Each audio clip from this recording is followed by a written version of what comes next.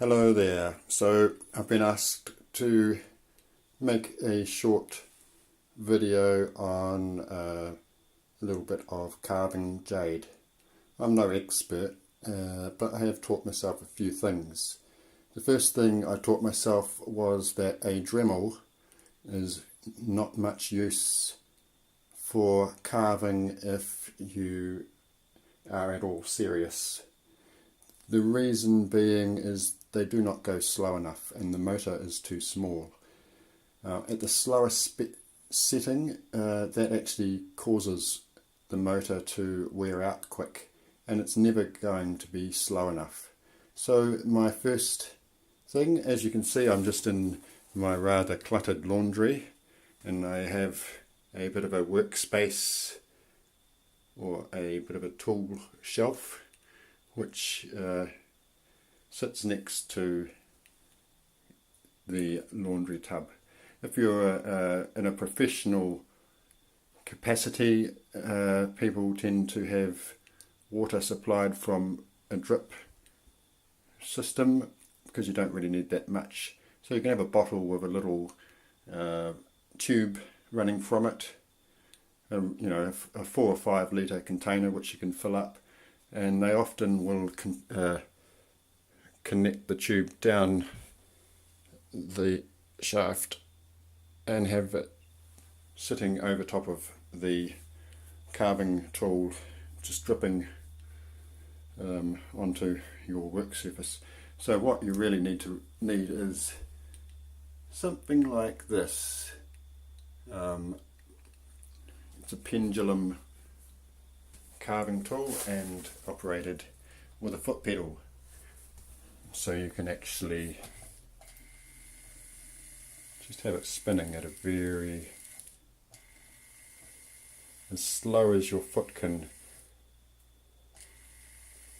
or you can have it 5 speed. Now this has a forward and reverse setting. I've got it set on forward. I'm using diamond bits, and what I will be showing you in clips, something which I've already started, and that is going to be the Flower of Life design. Tree of Life design. Now this is an image which I found on the internet. Actually, if you search that, you will probably find the image. I'll endeavour to edit it on top of this video along the way. So I haven't yet started that side, which we will probably see. So far I have etched in the outline, and I've just been doing the next stage, which is beveling the face. You can perhaps catch that edge there compared to just a groove. So the first step was making the groove. Next step was making the flat surface that you see there, or the bevel, giving it form. Now, normally I would have traced the image, but I actually just drew that freehand, and then I made this, so I sort of went a bit backwards. Made this little template by rubbing the groove that I'd made, and then I folded that in half because my drawing was not quite right. I folded it in half and I cut the shape, so that effectively made a symmetrical shape, and then I placed that back over and traced around the outside and made my corrections. So I will push stop and reset. I'll push pause. Now this is the third one of this design that I've made. I haven't made one this big before, and I learnt some things along the way and wish I'd known it before I'd made other objects that included spirals. Being that I'm just teaching myself, I've been on and off doing these sorts of things for about probably 2 years. And so what I normally would have used, what I first started off using, was these sorts of drill bits, diamond drill bits that are got a point on them, or they're just cylindrical without a point on it. Whoops, get that on screen, it's in focus. Yeah, it doesn't have to be in focus, that sort of thing. So I was trying to carve out this sort of a shape by going around like this. Thing is it jada like this, especially with jade, because there can be, this is reasonably high quality, this piece, but there can be soft bits and hard bits, and that'll travel through the groove, so you end up with quite a messy form. So what I have learned is that something like this, a wheel, is perfect, because, and then you just hold the well, basically it has to be like, you can't really do it this way, like the wheel, the slope of the wheel, if it was going this like this on the in terms of the direction of the spiral. So you want it sloping so that the decreasing size is like this, and it's almost like you're doing, it's like a car wheel doing a burnout or something. So while you've got this under speed, and you just a average slow speed, and you can just hold it steady and pretty much spin the actual material around, and it creates this wheel rut, and it helps guide itself, and it keeps it very nice and comparatively straight. There'll be I start off reasonably shallow, and then allow it to get deeper, and then so I'm at that stage. I'm at it's quite hard to get this to work. Right, so at that stage I've got that kind of angle, so I'm cutting a groove that's a V, and so then after I've done that, the surface, I'm actually on that kind of an angle, going around and cutting off the hip of the V that I've carved, and we will probably do the same the other direction, so that you're shallowing it out. And then at some point I'll probably go back to the high setting and cut the groove deeper. I've decided to do this work on it before I cut the outside. I mean, the key point to carving is that once you've chopped it, you can't stick it back, you can't rub it out, it's not a drawing. So the longer you leave the bits there, the more you're likely to not make a mistake. And so at this stage, if this shape needs to alter, I don't have the problem of needing, although each step will actually, of course, the more you cut off, the closer you get to completion.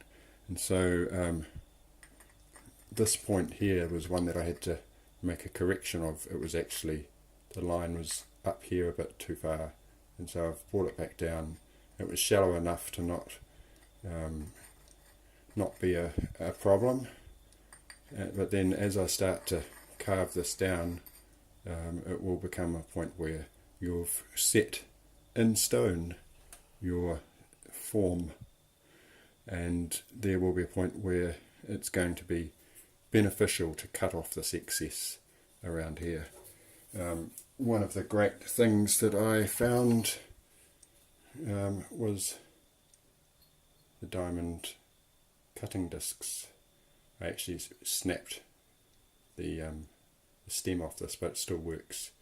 I've managed to buy packs of these in different sizes.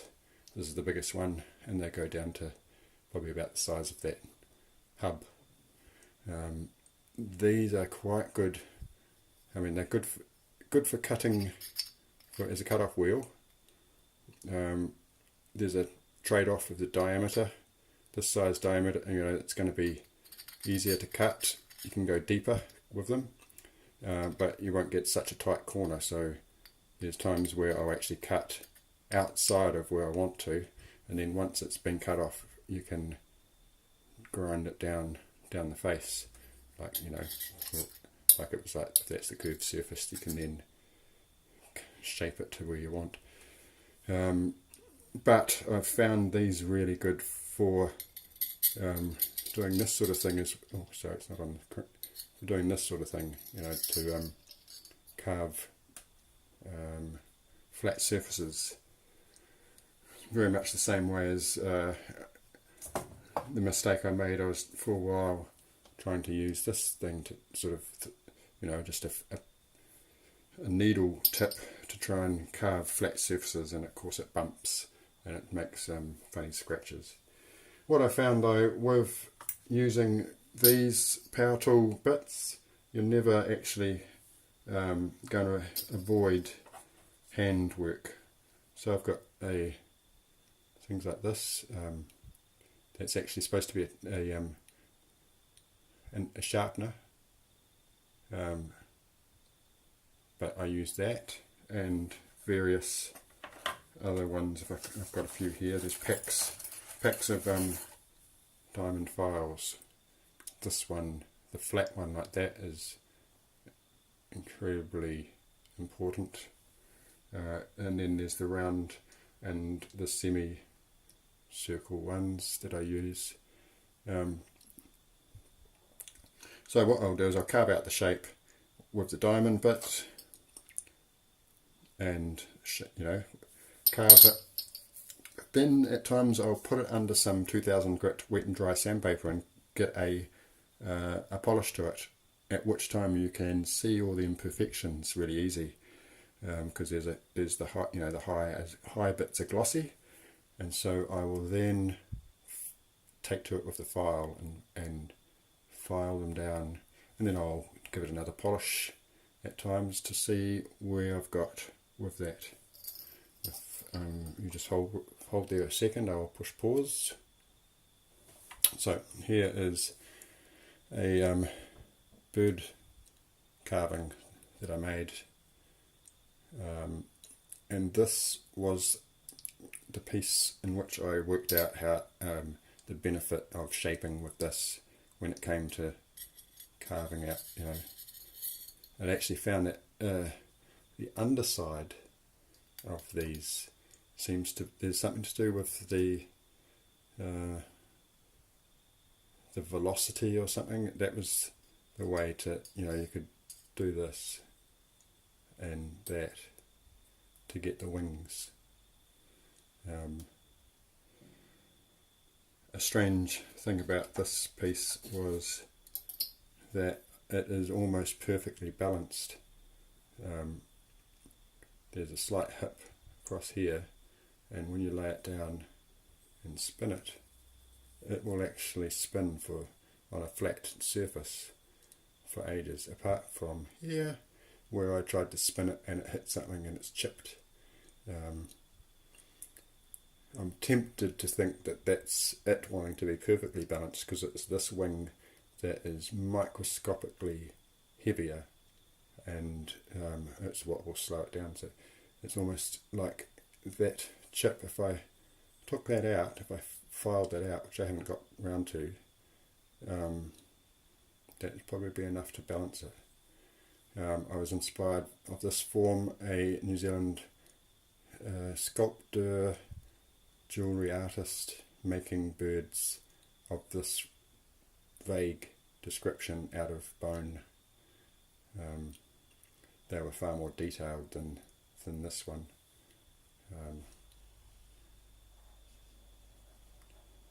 Anyway, I will push pause again. Right, so this will be part one of the video. And I will upload stages of this piece that I'm making.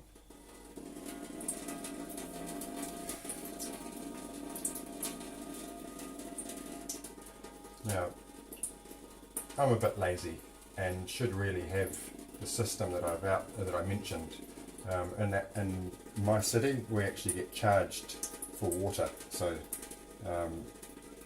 this is kind of financially expensive, although we don't get charged a heck of a lot.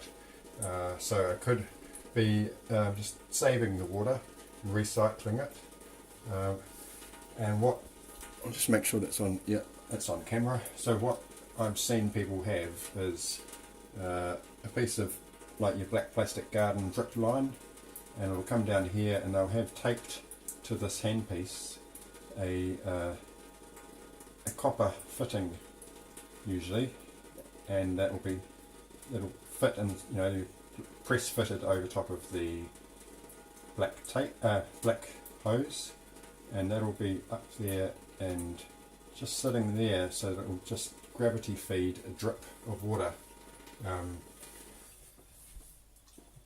Because the way that I do it is often, I don't know whether you can see, there is powder all over the place, because of course the spinning action will make water fly everywhere. The requirement for water, I mean, I've found that if you keep some of the matter, some of this white matter that's there in play, it actually can help to cut easier.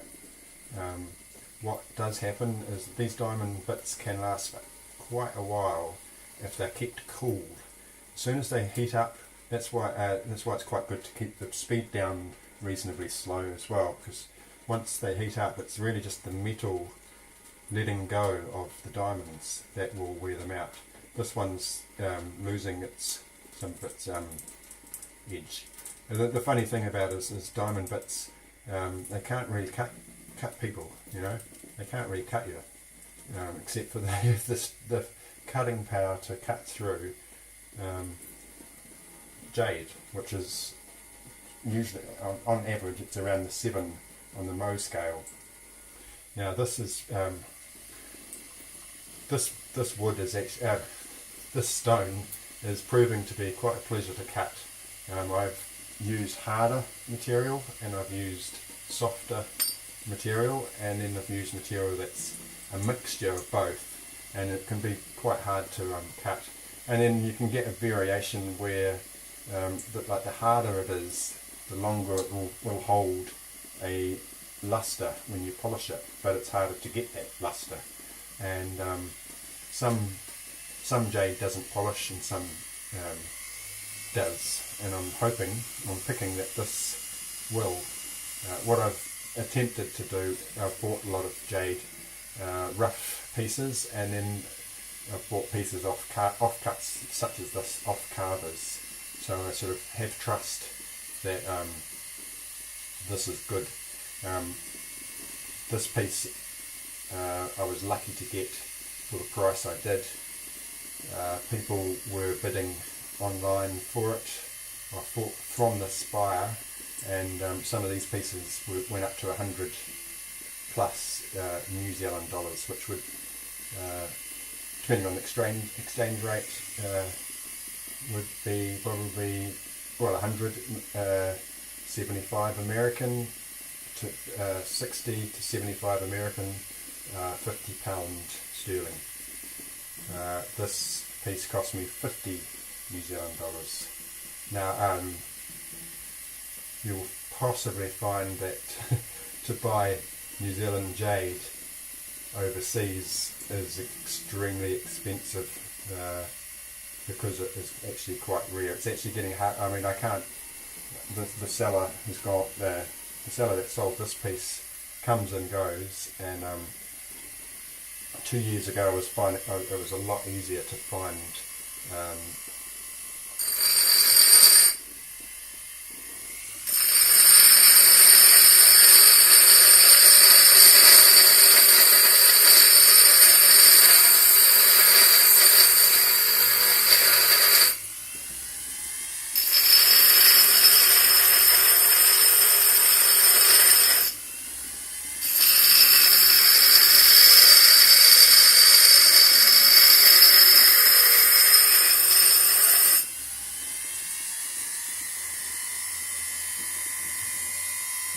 myself, being that I'm just self-taught and not really that experienced, I find it kind of difficult to work out how professionals can make money out of it, because it takes so long. I've got faster though, but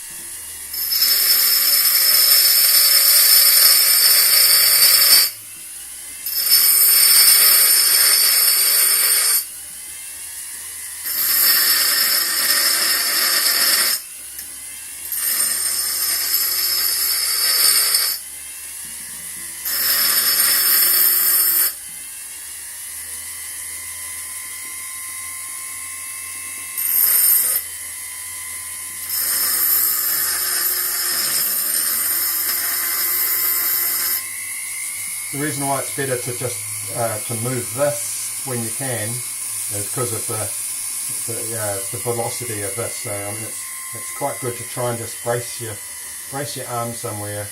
This is almost a painting technique.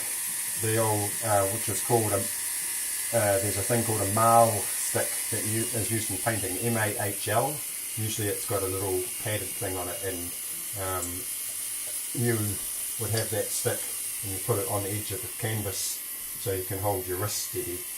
So it's sort of like I'm using my little finger instinctively, I guess, to try and brace brace on the surface, and then oops, I'm on the other background here. And so then you can just, once you get there, you can sort of put it down and then attempt to just move the surface. And that way you're sort of keeping a steady shape.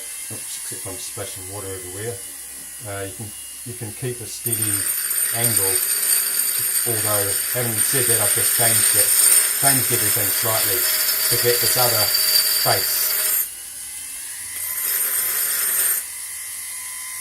It's always prudent to just take your time. Don't carve everything down to where you think it should be straight away. Just go in layers, so to speak. So you take that face off to about the same sort of amount all through the whole surface, and then do a second, third and fourth pass. Because it's a similar thing to landscape photographic realism, where the minute you make one thing look more realistic than the rest of it, the rest of that, the whole painting has to be taken to that degree of finish.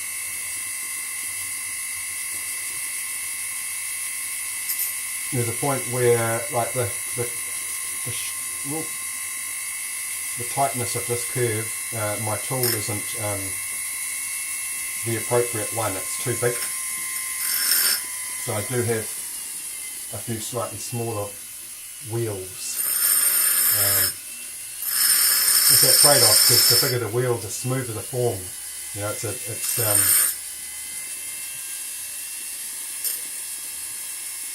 It's cutting a nice curve in there. It's just a matter of patience and just taking it one stage at a time.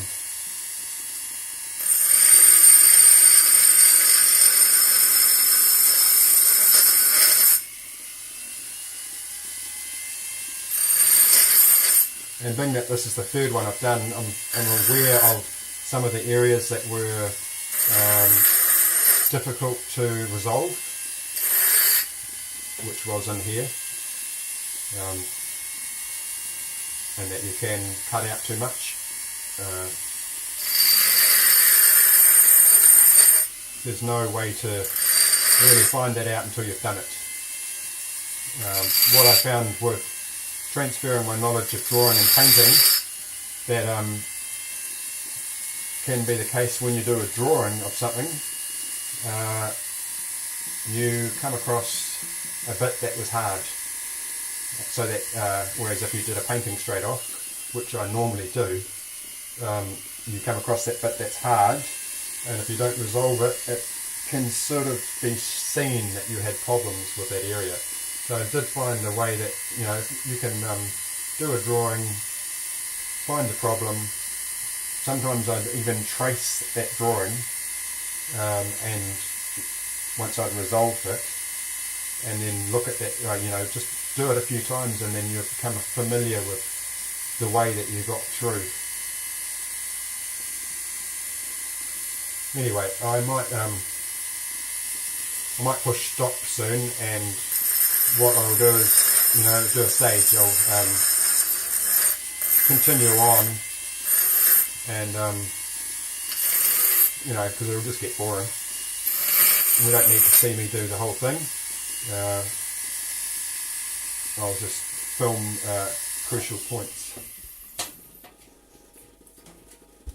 So as you can see, dripping tap.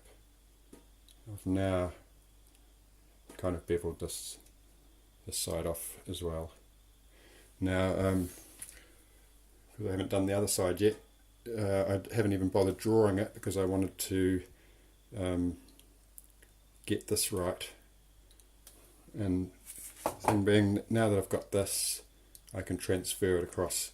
You can do so by traditional pouncing, which is actually a dressmaking term in which that you can actually get spiked wheels on for transferring patterns onto cloth, and they will go around there and it'll make these little perforations, and then you put chalk through it and they fall through the holes. But the other kind of way of transferring is you can scribble with black soft pencil all over there, and so you've basically made it like an ink pad.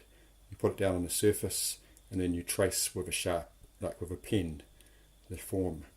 But what I've actually done in the other ones that I've done, because pencil doesn't quite transfer that well onto jade, I use marker pen.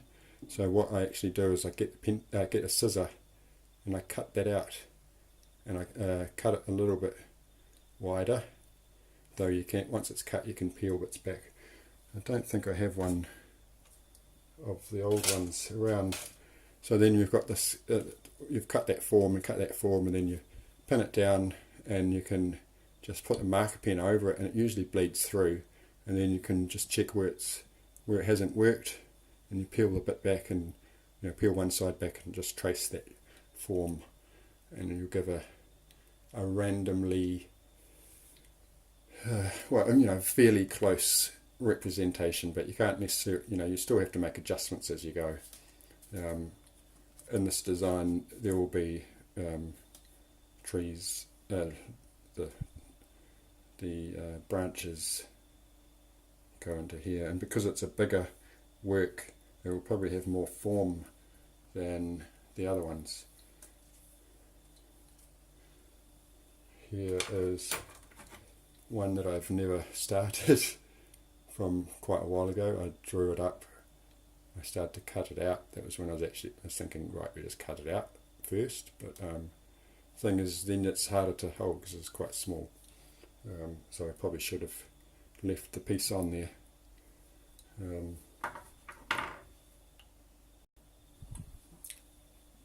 Here is the first one that I made, and with this one I actually burrowed a hole through the front face because it's tapered like a wedge, this one. The other one I don't have at the moment nearby. And so yeah, the design is actually goes up that way. The thing with this design, it's so fine that it's and with the other one that some of the etchings are not quite right. You can sort of see how fine it is, and then because of that I can't polish them out properly, so they're actually still holding some white powder, ground up jade. If you wet it, get some water off wet it or oil it, it should actually probably it's still showing some of the white. Now it's made it hard to see. Yeah, so that's what we're making in large scale. I've lost my really good torch that would show the colour. This is actually an olive green one. Some would say that it's well, it's Kawa Kawa is the name of the patterning and sort of the colour. And in there it almost looks like inanga, which is the milkiness. That's sort of more of a Kawa Kawa colour, and it's more of an inanga colour. The Maori names there's several different names depending on their colour and the pattern. There's one called Totoweka, which means blood of the weka. The weka is a bird, and that one tends to have little bits of red through it. There's another one called Kokopu, which is a name for the New Zealand trout, and that has these sort of blemishes in it. It can be transparent and it can be opaque. It has these spots that are sort of like the scales and spots on the trout. Now this is flower jade. This orange is telltale sign that it is New Zealand jade. The flower is a term for these cracks and fissures that run through it. And this colour is actually quite apple in its greenness. And flower jade can come in a couple of forms, and then you get blends of all of the colours that I mentioned, and then there's a few others that I haven't mentioned either. One type of flower jade is spotty, which is like the bird that I showed you, and that is nicknamed Snowflake Jade, and I'm trying to recall the Maori name for it.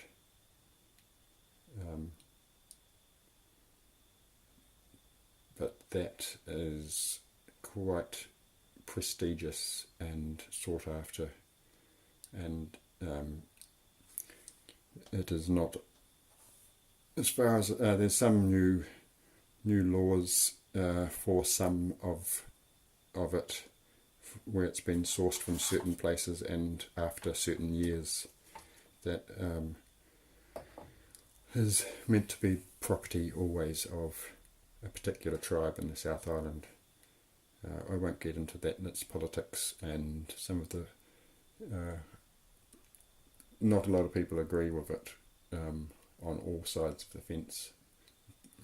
Anyway, enough of that, and we will see you next time.